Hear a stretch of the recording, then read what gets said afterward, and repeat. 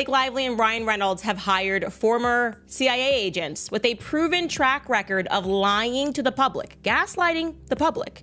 It's absurd that they were going to this level. Breaking news, Justin Baldoni just got a big win, meaning Blake Lively got a big loss. Are her lawyers dumb? Like, what's happening? Why do they keep making these mistakes and fumbling the ball like this? Well, I need to know who they were retaliating with. Blake Lively just pulled a stunt in her legal war with Justin Baldoni that left everyone's jaw on the floor. Imagine this. Hollywood's darling hires a literal CIA operative to fight her battles. Yeah, you heard that right. What started as a feud over a hit movie has exploded into a scandal so wild it's got lawsuits flying, reputations crumbling, and the whole industry buzzing. Buckle up, because this story's packed with twists that'll keep you hooked, and it all starts with one move that shocked the world.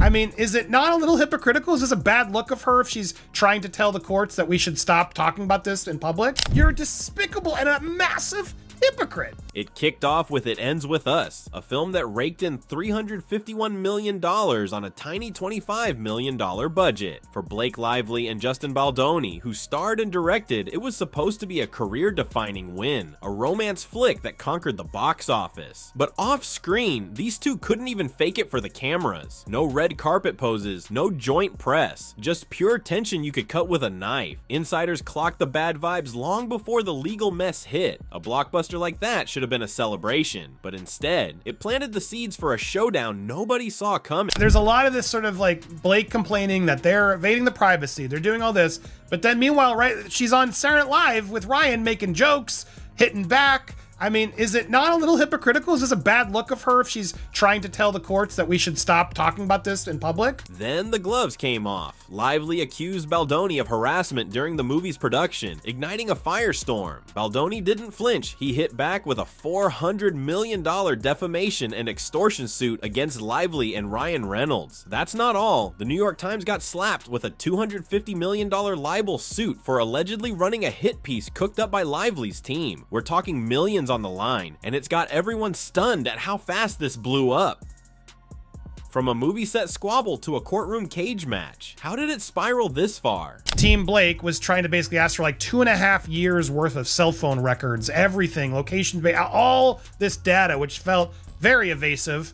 They basically said, listen, it's ridiculous that you're asking for all this stuff because you're asking for 2.5 years, but you claim the retaliation started in August of this summer. Lively's next move had people gasping. Her lawyers demanded over 2 years of Baldoni's phone records. Every text, call, even where he'd been, plus dirt from his PR crew, execs, and his doctor. 2.5 years of his life, all to back a claim she says started in August 2024. Judge Louis Lyman wasn't having it. He called it ridiculously broad and overly intrusive, then tossed it out like yesterday's trash. The courtroom stunt shocked onlookers. Her team walked away humiliated, and it's starting to look like desperation. But that wasn't the half of— Yes, Baldoni, you're right. We have squashed the subpoena. The reach was too big, and therefore they agreed that the ruling, they squashed the extent to seek the phone records of Wayfair. The ruling is without prejudice. Live parties, several modified subpoena. They went and met her, and they said they were going to get rid of the request to the extent it said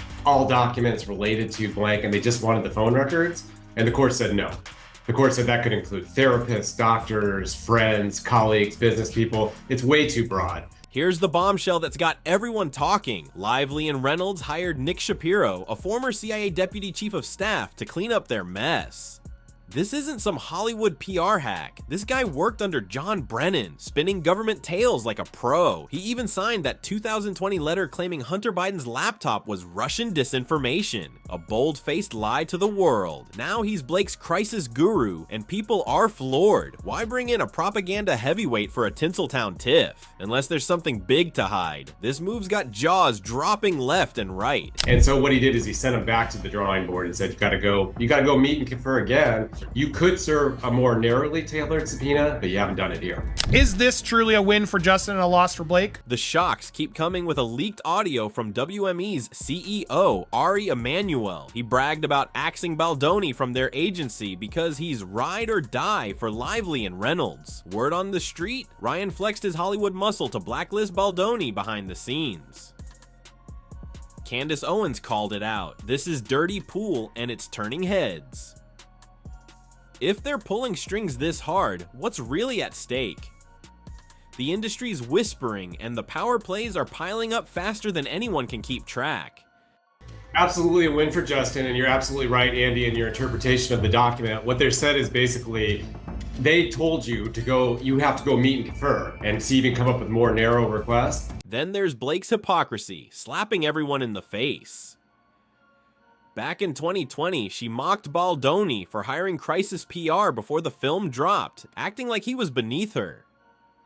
Now, she's got a CIA spin doctor on payroll. And get this, she and Ryan went on SNL cracking jokes about the lawsuit while her lawyers begs the courts for privacy. She's demanding Baldoni shut up, saying public chatter's unfair, then plays the victim on live TV. The double standard's so blatant it's shocking, and the internet's eating her alive for it. You can't have it both ways, and folks aren't letting it slide. He's right there. He's absolutely right there. They are trying to keep some evidence out of the public eye. First and foremost, Blake Lively and Ryan Reynolds have hired former CIA agents with a proven track record of lying to the public, gaslighting the public. She's quietly working with Nick Shapiro, the CIA's former deputy chief of staff and senior advisor to former director John Brennan. So this guy, high up, just about as high up as you could possibly get. Now the tide's flipping hard. Baldoni's stacking wins. That subpoena flop was just the beginning. His $400 million suit against Lively and Reynolds is heating up, packed with claims they tried to trash his career. The $250 million New York Times case. Looking stronger every day, with rumors Lively fed them the story. And here's a wild twist buzzing on X. Taylor Swift might get subpoenaed next. She's Blake's BFF. Imagine her texts dragged into this mess. If that happens, this goes from Hollywood drama to global chaos, and everyone's stunned at the thought. Baldoni's not backing down, and Lively's reeling. They just sort of take out, smear, and destroy the reputations of people that they don't like, or people perhaps that their clients don't like. But the question is, who do they do that on behalf of?